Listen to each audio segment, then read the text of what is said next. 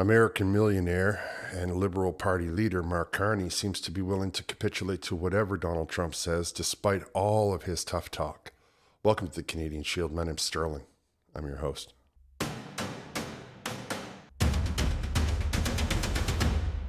I have told you all from the very beginning, there is no way in the world that Canada could ever stand their ground against the United States in a trade war. Our economy is far too weak. Our economy is far too dependent on the United States of America. We have the second smallest economy in the OECD, which means that our economy is smaller than some island nations in the Caribbean, whose whole industry, or the bulk of their industry, is tourism. Imagine in your mind that there's island nations in the OECD who make more money than we do simply by having hotels on the beach. Why, though? We should ask ourselves, why is the Canadian economy so small? Canadian people work hard. We have a lot of resources. Why is it so small? Oh, because the Liberal Party has been driving net zero. Net zero that has been orchestrated by Davos and headed up by Mark Carney. He has a 500-page book on it. He has countless videos based on it. He is the one who has been pushing the ideas that has shrunk Canada's economy to the point that we can't even keep up with the poorest state in the United States has a stronger GDP than Canada does. And he's talking tough from the pulpit, saying things like this. The old relationship we had with the United States, based on deepening integration of our economies and tight security and military cooperations, is over. First of all, this guy doesn't even have a mandate to be talking tough like that. Who is he to decide that our diplomatic way forward is to exclude the only people in the world that defend our oceans? People forget. You hear a lot of talk about NATO, but everybody ignores NORAD. NORAD, which is essentially an American umbrella of missiles and spy nets and satellite detections on our oceans and on our Arctic North. And you want to just say, no, we have to reevaluate our military position with the United States of America. And for a minute, I was like, I cannot believe people fall for this stuff.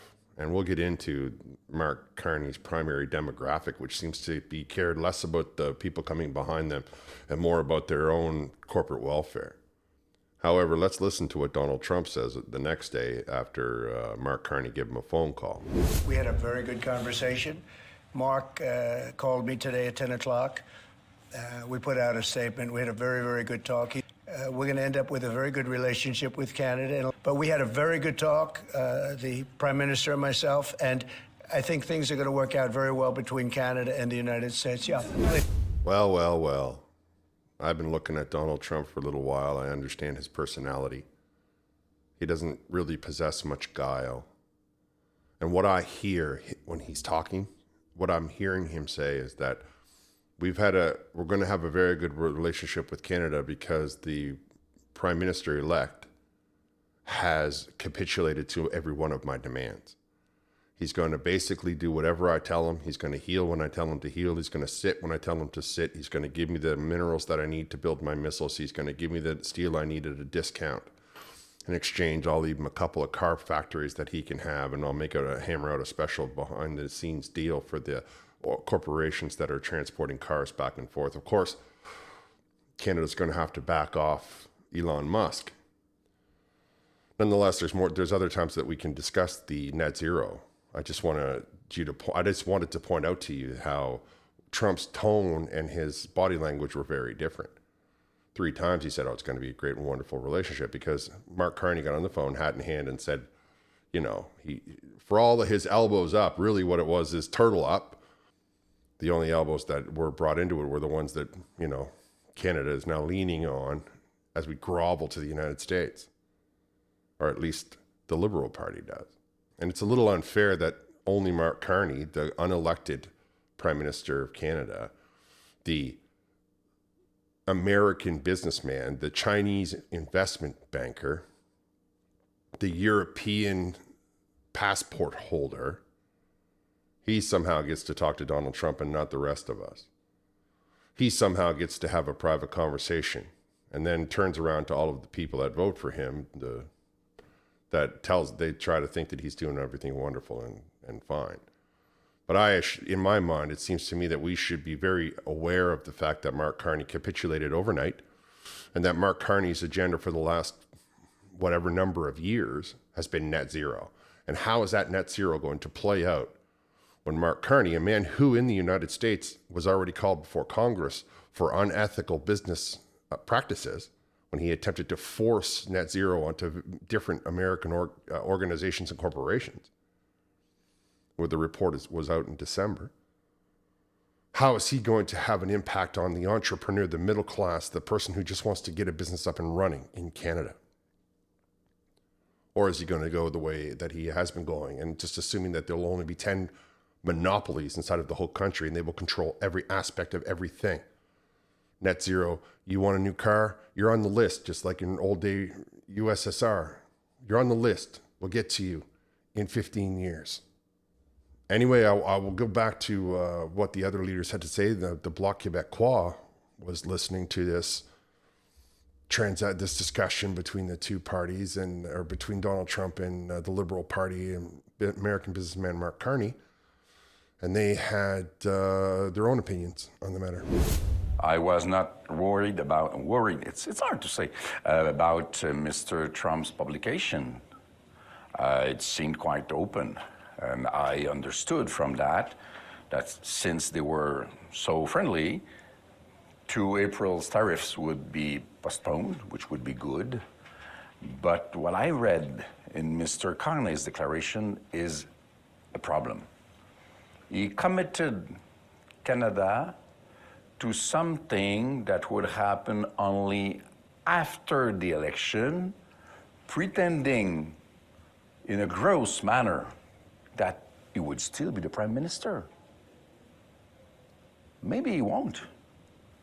Let's people make that decision. There's more than 30 days to go in the campaign. So this is a very, very preposterous attitude. And he also wrote that it was a global negotiation. We've been speaking about supply management this morning. And he said himself that he would protect that. So it shouldn't be on the table. But he just said to Mr. Trump, in order not to have a bad message afterwards, that everything was on the table. Everything is on the desk of the President of the United States, including lumberwood, supply management, culture, strategic minerals, and aeronautics, and everything is on the table. Now, for any of my viewers who might not understand the way he was translating that, I'll just clarify a couple of things for you. What he said when it was hard was to pronounce the word. And when he said that it was done in a gross way, he means in the French, which is to say a big way, a large way. In a large way, Mark Carney implied that he was going to be the prime minister after April 28th. And I'm not saying one way or the other. I am only telling you the way that Yves-François Blanchet was talking. After listening to Yves-François Blanchet, I would point out a couple of things that are, if you're not familiar with Quebec politics, important for you to understand as a Canadian. And if you are in Quebec, you should hear that he's looking out for you far more than Mark Carney. Mark Carney does talk about global, but he doesn't understand that the Francophone is a very nationalist person. Even in France, they are very nationalist, and supply management is important to Quebec because supply, unlike the rest of the country, Quebec is very focused on having an internalized economy, where you get your food, how it arrives, where you get the products and the raw material to make the product that you're purchasing, who owns the store that you're shopping at, who owns the car dealer that you're buying it at, who owns the gas station, who owns the electricity. In the mind of the bulk of the Quebecer, they will want that to be coming from another Quebecer. And that's why he said supply management so many times.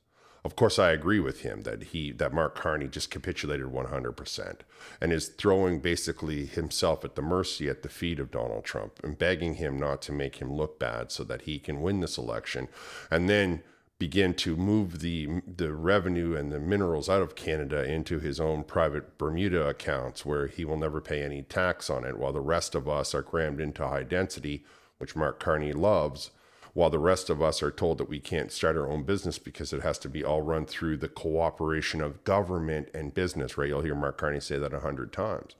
That's the Marxist tenement that they bring to the table. The fact that they want to tie government and all business together so that the population can be controlled, so that the population can be frozen out of anything new, innovation, anything new, like the ideas that might come to an individual in the spur of the moment. None of those ideas are going to make it to market, which is why our economy has shrunk to the point that it has. Because it's not enough to say that we're shutting out all of the minerals. We're also not allowing people with good ideas to get them off the table. How many people listening to my voice right now have come from India or the Middle East or any of 100 countries I could name, who have great ideas to get a business off the ground, and then they find out that it's going to cost them, that they have to pay the government nearly $4,000 or $5,000 in paperwork and wait 2 years before they can even begin to look for a building to rent to start that business. Donald Trump is removing all of that. He's allowing people to put a shovel in the ground tomorrow and then tell them later what business they started. And Mark Carney can't have that. The liberal mindset can't have that. That's why there's so much red tape. That's why there's so much government. That's the idea. I could compare it to the Soviet Union over and over and over again, because that's what you heard from people when the wall fell. And if you don't know what that means when the wall fell, Google it and you will understand how at one point Marxism controlled over half of Europe, from Eastern Germany to the Sea of Japan. Think of the amount of money that's in that region today. But under the Marxist mantle, under the communist mantle of the USSR, they were poor beyond imagination. And industry began to form because there was no more stopping it. There was no more only good for the party. And now they're some of the richest countries on earth because they have the right to get going. They have the right to get low taxes, and they have the ability to start their business without having the interference and the concerns of the centralized government, which is terrified that you will make more money than they are, and that will therefore in fact their position. Of course, that's the way that these centralized governments always play out, which is of course one of the reasons why Mark Carney's base is into the investment class. Right. And when you look at that poll that's running around where only people 60 and over are worried about Trump and everybody else is worried about housing and food, because the people that are 60 and over are the ones that are losing their businesses to the United States. And let us remember that it's not about the tariffs that are causing the problem for Canadians. It's about Carney's taxes. It's about the 15% tax. It's about the fact that the company in the United States, a company in Canada can now move to the United States, manufacture the product, and drive it back to Canada and still sell it and make more money.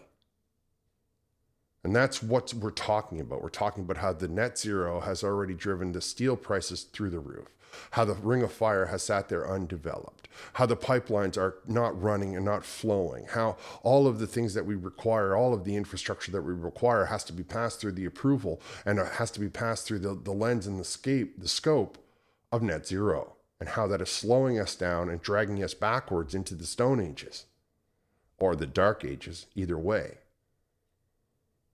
Now, in face of all of that, let's hear what Pierre Poilievre said now, because we're letting everybody have a turn here. I mean, I didn't include Jagmeet, but, well, I mean, let's be straightforward. All of Jagmeet's base is voting for the Liberals now anyway. Workers work longer and harder for less. Housing costs have doubled, so our youth can no longer afford a place to live. Liberal taxes punish work, and liberal inflation has driven 2 million people every month to food banks. This was all before President Trump first threatened his tariffs against Canada. What is now clear is that it was a mistake over the last lost Liberal decade to weaken our economy and become more dependent on the Americans. Liberals blocked pipelines, LNG plants, port expansions, and other major projects because of a radical net zero ideology that has now made us more reliant on the Americans than ever before. We need to break that reliance.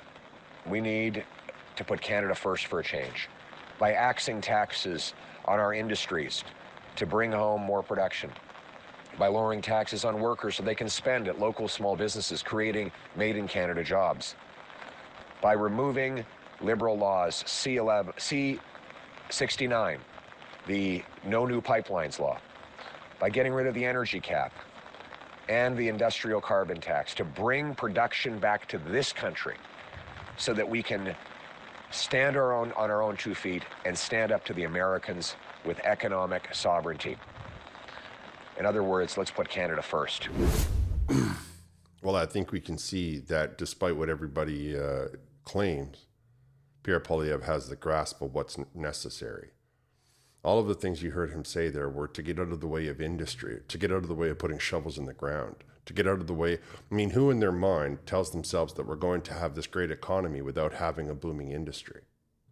How can we tell ourselves that we're going to solve the problem with housing and for local businesses and to get jobs off the ground if we don't allow people to build? If we have to get Mark Carney's permission before we can do a single thing, and that takes years. Don't forget the people that are bureaucrats, they rely on taking time so that they have justification in having their job, which of course is one of the problems with government, one of the problems with too large of a government. Of course, those people would happily be their own boss if that was a possibility for them, if that was something that they could be capable of doing. Except for they look around, they say, where can I get a job? And the only job that's available is the government Trudeau's government and Carney's government trying to tell you that that's the only job available to you. So apply here. What Pierre Poilievre was talking about is, you heard him, remove the industrial carbon tax so that we can stand on our own 2 feet, get pipelines built. And he said Bill C-11, which is a censorship bill. And I totally agree with him. We need to get rid of C-11 and C-18, not to mention C-69. Of course, the industrial carbon tax, Saskatchewan is leading the way by saying they're no longer going to collect it. Now, we will see how Mark Carney deals with that. We will see with the federal government. Something tells me that that's going to be one of their first actions if they win this election. And that will be the thing that you need to appreciate, no matter where you are, over 60 or just over 18 or even over 6. If the federal government becomes the Liberal government again for 4 more years, they are going to impose net zero nightmare on this country, which is going to turn back the clock on our development by 1,000 years, easily. I say the dark ages, when we still were superstitious, couldn't read, had no indoor plumbing. I mean, that's what we're looking at here. That's what we're talking about. By contrast, if you start to develop mines, you start to develop pipelines, you start to develop things up north, well, people will move away from the border. Now, one of the reasons that these companies can move to the United States with such ease is because everybody lives along the border with the United States, because they need the money. But one of the secrets to this country that we need to do is open up the north. And I have an absolute plan for that. I have a very detailed and well thought out plan that I believe will work, that I know will work, as a matter of fact. And I will do that in a different video. This one, I just wanted to show you the contrast between, oh, I'm a big tough toughie. Oh, we've worked it all out overnight. And then Pierre Poilievre saying, hey, wait a second. We have already had all these same problems. The only way to get rid of them is to not do the same thing we've been doing for the last 10, 15 years, right? So the only thing that we can do right now is to get the people who are driving the net zero. The only thing that we can do right now is to get the people who are trying to put up all of the roadblocks for pipelines and emissions. And I mean, the emissions cap impacts everybody. There's a lot of oil in the Grand Banks off Newfoundland. There's a lot of oil off of Nova Scotia. The Liberal government stops it all. I watched the committees on it. Not only did the Liberal government stop it, they wanted to take control of the water off their own provinces, away from the provinces, and give it to the federal government, because they need everything to be centralized. Because then and only then can they control you. And this is you can read this in any Marx book. This is exactly how it works.